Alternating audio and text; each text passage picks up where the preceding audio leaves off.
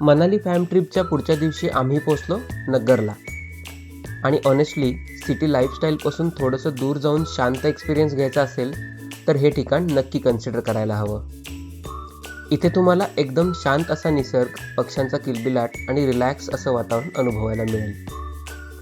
सगळ्यात आधी आम्ही भेट दिली आनंदवर्धन रिसॉर्टला. विशेष म्हणजे आम्हाला ज्या पद्धतीने वेलकम केलं गेलं त्यामुळेच सुरुवातीपासूनच आम्हाला एक पॉझिटिव्ह वाईब आली.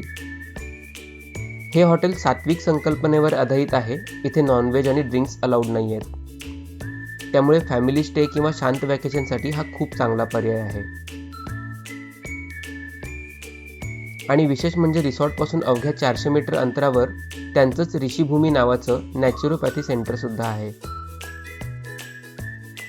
त्यानंतर आम्ही भेट दिली स्नोफ्लेक रिसॉर्टला, जे नग्गरपासून मनालीकडे जाताना अवघ्या 5 किलोमीटर अंतरावर आहे.